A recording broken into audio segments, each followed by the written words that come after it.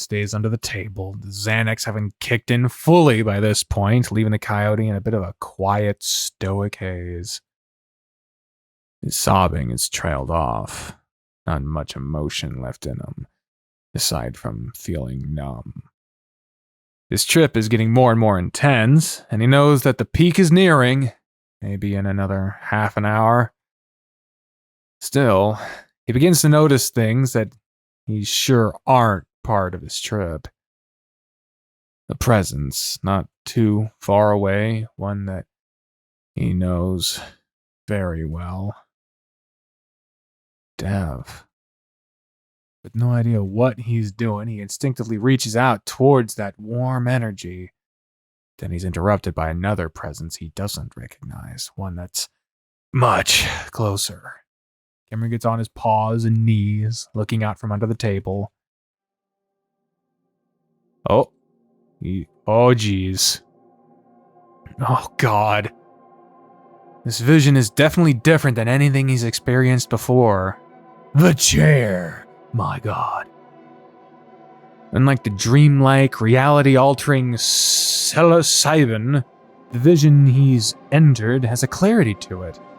Like he's not even tripping at all. The figure of someone, appears before him. And Cameron knows everything immediately. What is it? Oh, what? What the hold the fuck up. What the hell? A rabbit? What? Who is you? What is this? Oh, well, there's fucking... there's the whole fucking bio of this person, and I just minimized it for no reason. Benjamin Kowalski, a rabbit, born in 1977, ran away from his Pueblo home when he was 16. For 7 years, he moved from city to city, sometimes in surrounding states before settling in Peyton. He stocked shelves at a grocery store, and the extra money he saved up would fund his weed supply. Brian was his dealer. In September 1998, he agreed to let Brian take him to his trailer home in Echo. He was promised 2 ounces of weed in exchange for 1 night of love-making, as the bear had put it. Benjamin wasn't gay, and even if he was pretty sure Brian wouldn't be his type. 2 ounces was a lot, though, and it was way too good to pass up. After 4 days of torture, Brian accidentally strangled him too long, and Benjamin didn't regain consciousness. Of course, Brian planned on killing him anyway, so he did. The bear was only disappointed that he didn't get a few more days with him. Oh, God, and so we're just getting... Jesus, we're getting like a fucking... We're getting like... Oh my God, there's gonna be someone on the table too. Oh, Jesus, we're getting like a fucking reel of Brian victims? Christ. Timothy Esposito was a skunk born in 1985 in a decaying industrial Midwestern city. He transplanted to Meseta, and in May 2005, that was where he attended a BDSM-themed event in an unused warehouse. He liked breath play, and so did Brian, so they fooled around a bit. He didn't much like Brian, but the bear liked him a lot. Brian liked him so much, in fact, that he followed the skunk as he walked home after the event and kidnapped him on an empty street. Timothy was strong and almost escaped multiple times, once managing to leave the trailer before being caught just a few dozen feet from the dirt road. Brian continued their breath play, except now wouldn't play at all. And after 2 weeks, Brian again suffocated his victim for too long. This time, Brian thought he was fairly successful in keeping his victim alive that long. Oh, God. Wait a fuck. Okay, sorry. Daniel Gallegos, I don't know, was a ferret born in 1996. He was from the Sonoran capital, but was staying with his family in Mill City to work a summer job. He was saving up for his university tuition. In August 2014, days before he was meant to head back to Sonora, he met Brian outside a club before being kidnapped and driven to Echo. Brian was able to keep him for an entire month. And even though a few of Brian's customers had seen him tied to the torture rack, no one said a thing. Eventually, Brian seemed to decide he had gotten all he could out of the ferret, so he bludgeoned Daniel to death with an old tire iron, just because he wanted to try something different.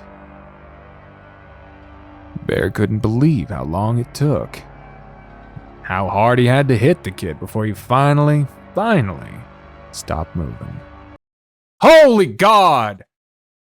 Okay, so apparently Brian don't like us to fucking see Brian's past. Cameron is jolted back to reality. Oh, there goes gravity.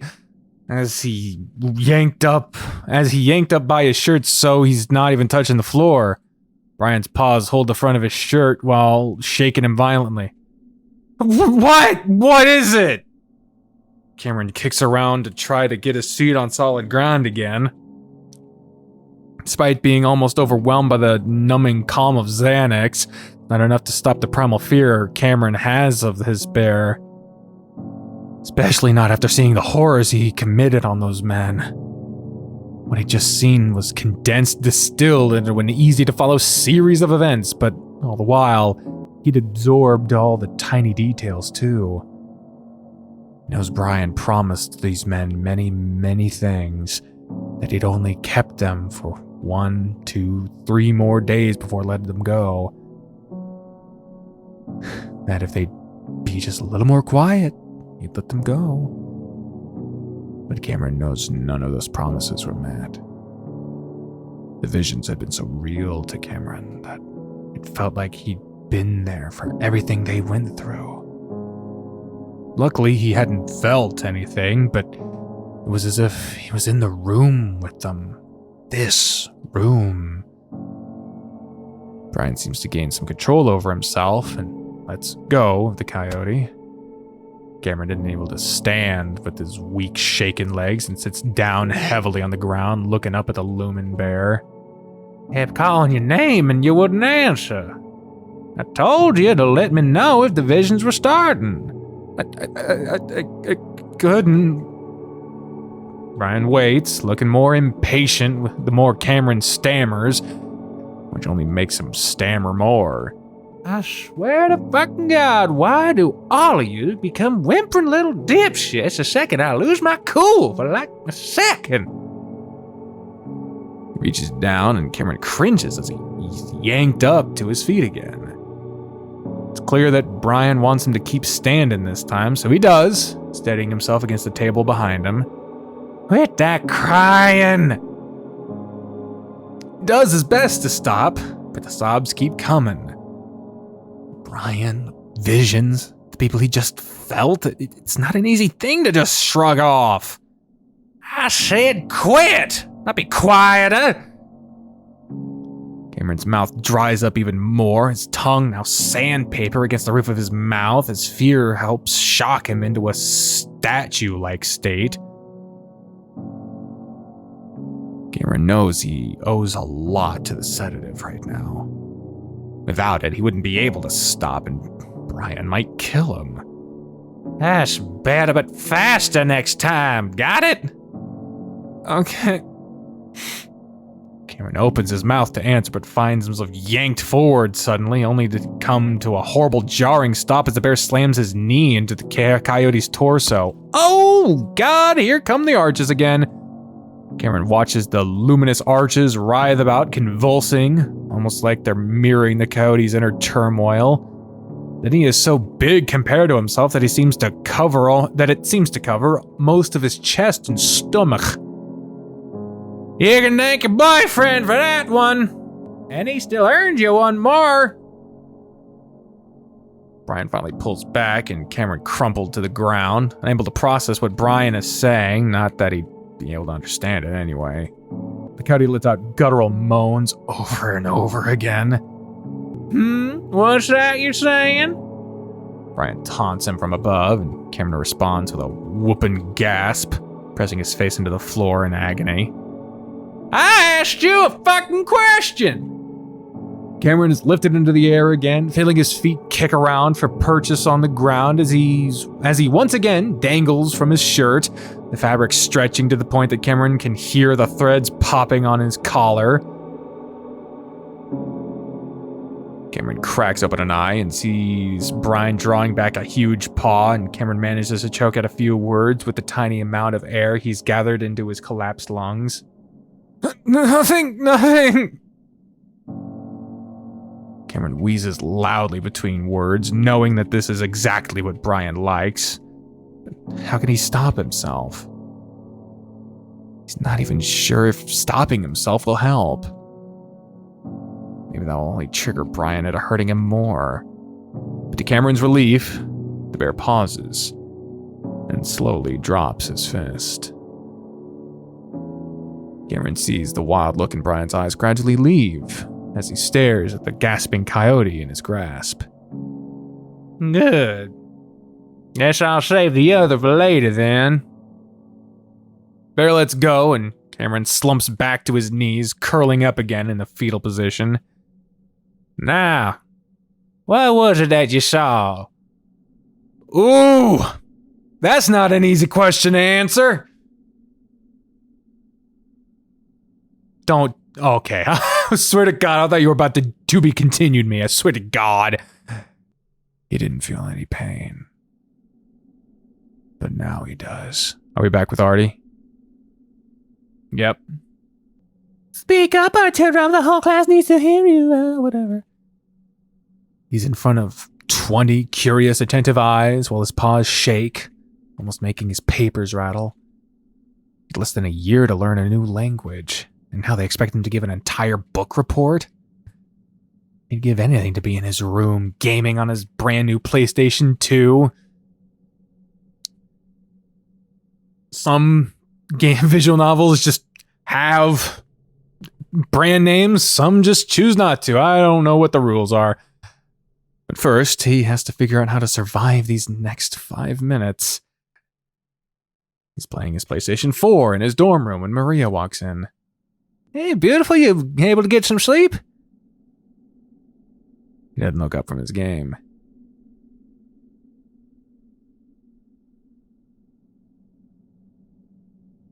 What? Oh, you show no... What the hell? Oh, you show no my overflow to... What the hell? Oh, you show no my overflow to... What the hell? That makes him look up. Huh? He looks confused, frustrated. Oh, this doesn't make any sense because he's dying. Born and shown and to mourn and forlorn? Puts down a controller and stands up. Baby, what? Arturo installs a lock on the medicine cabinet. He helps her eat healthy. He helps make sure she goes to bed at the right time. Whenever she feels a mood swing approaching, high or low, they prepare together. Maria once cried and told him that she wasn't worth it, that he should find someone that isn't an unpredictable mess. He told her that she was definitely worth it, and they just need to be prepared. Oh, man. Arturo opens his eyes and cringes at the ache in his head. Not an ache, but an explosion ripping through his skull, his brains, and down his spine. It hurts so much that he lets out a sound that's half moan, half scream. This time, it seems to take even longer for him to understand where and when he is. He'd been moving as fast as he could without actually running or jogging, since he isn't even capable of doing that. Guessed he probably made it 2 miles away from Echo, and so 5 more to go. I've been thinking about how he was walking almost exactly like his grandfather did after his stroke. And Arturo had thought, now we'll actually have something to bond over before it happened. A dizzy spell, unlike all the others, made him stumble, like he was looking over the edge of a cliff. Then anxiety like he'd never known before overcame him, making his heart beat so fast Arturo was convinced it was going to explode. He got on his knees, started praying for help, and then... now he's here, on the ground, his nose and forehead stinging from where it slammed into the asphalt. You're on dirt, but okay. The rest of his body just aches. He'd had a seizure. Even though he's never had one before, he knows that's what happened. At least he was on his knees, so his face didn't have far to fall. Still, he's left feeling so exhausted, so defeated. He just wants to lay there. He'd been in a half-dream state, completely confused as he stared around him, memories flicking through his mind like a viewmaster. An hour had passed, maybe 2, where he finally understood what his situation was again. He almost wants to go back to that confused state, pretend it's a dream. But now he's crying. Because how's he going to take care of Maria if he can barely walk, barely talk? She's good at taking care of herself, but he needs to be there just in case. He needs to live, and he needs to get better. And while he's glad to be out of Echo, he knows Cameron is still there. And if Devin is gone too, he knows the bear would only want him to save Cameron. Get up, Arturo. All your friends need you. Eventually, he slowly sits up. His paw's shaking so badly he's worried he's having another seizure, but eventually, he steadies himself. He needs to keep moving. So with a deep, shuddering breath, Arturo starts to carefully get up. And that's when he sees it. No. Not now. Not now. Stares. And Arturo just stares back, silently. In that moment, he's sure that he actually did die. And that what he assumed was a seizure was really just the end. But now this thing, this embodiment of death, is here to take him. Instead of moving toward him, though, or really acknowledging him in any way, it doesn't move at all. Arturo notices something out of the corner of its eye, and though it's distant, he sees lights. Headlights. Multiple headlights moving in both directions on the landscape. The highway.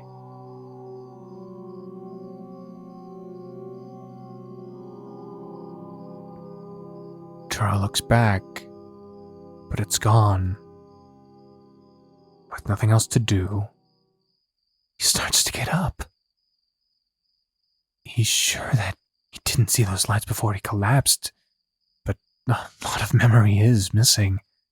Several patches between when he was shot and now are unaccounted for, but what he just saw is probably a product of his failing brain, so wordlessly, he walks in his wide stance with his arms swinging awkwardly, knowing that nothing will be the same again. My God. He saved him. The bastard saved him. I can't believe it. Ha ha! He did it.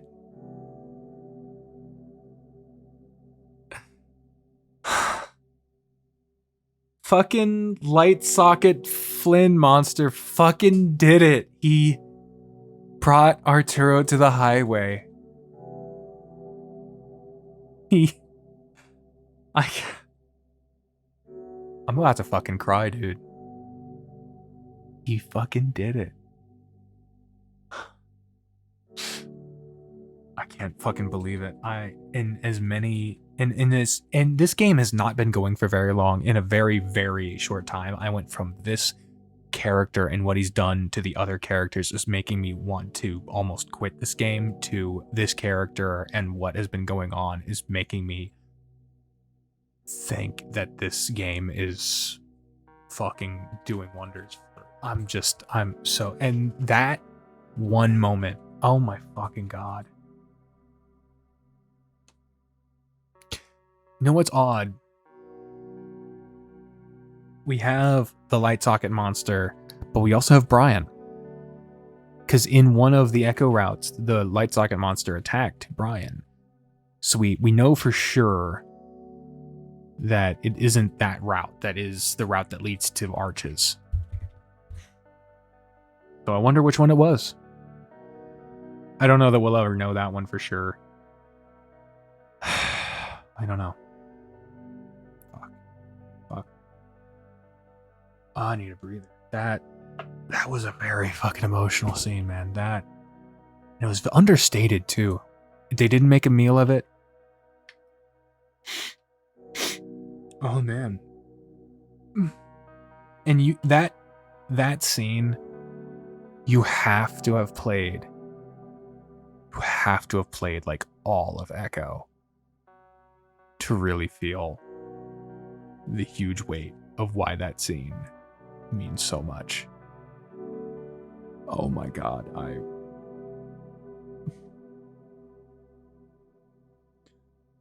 oh, fuck me.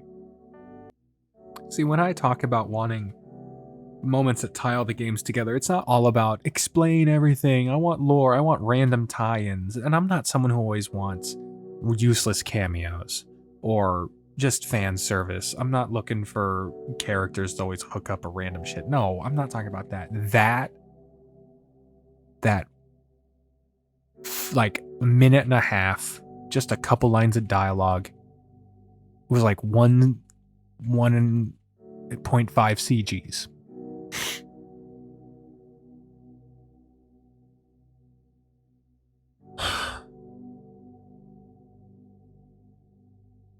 That's how you do it. I've been playing these games, for so many years.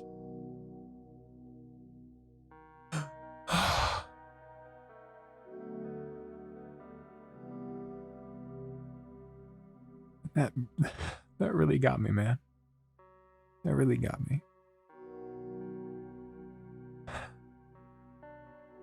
I'm fucking crying in the club right now, and for a very good reason.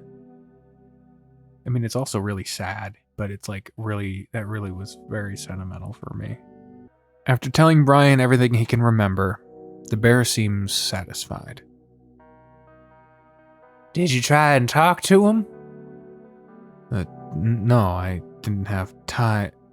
Brian waves away the coyote's excuse. Just do it next time. I won't interrupt you. How the fuck would you know to interrupt him? You just grab the fuck out of him and whatever. Cameron wants to tell the bear that he's not even sure he can talk to him, because after all this time, he's started to think that he shouldn't even be able to. He can see what's happened in the past, maybe even see what might happen in the future, but that's it. He only sees a record, but if they acknowledge him, communicate with him, then that's something he doesn't want anything to do with. Devin had said that he doesn't believe in demons, but that's what Cameron thinks they are. All these unexplainable forces that haunt and torment the living, it's all demons. Brian disappears again. Because he doesn't grab the coyote, Cameron assumes that he hadn't meant to follow him. A minute or two later, Cameron hears a loud snorting sound and he flinches. Then it happens again, and Cameron looks over to see Brian leaning over the counter, head low. Cocaine is a hell of a drug. Combined with the sound and posture, the coyote knows that the bear is definitely snorting something. He's been in a similar position many times in the past. Either way, he's not about to ask the bear what he's snorting. He can only hope it's something that knocks Brian out or at least slows him down. After sniffing and dabbing at his nostrils, the bear returns to Cameron's side. Well, let's go outside to a spot that I think you'll get better reception or whatever. Before Cameron can fully comprehend what Brian just said, he finds himself being forced over the huge bear's shoulder. All right, Shrek, before being lifted in a fireman's carry. Cameron closes his eyes, clutching into the fur of Brian's back as the bear lumbers heavily around, listening to the sounds of a screen door swinging open and shut. He can sense that they're outside, the air warm from the lingering heat of the day. Then he finds his feet coming into contact with the ground.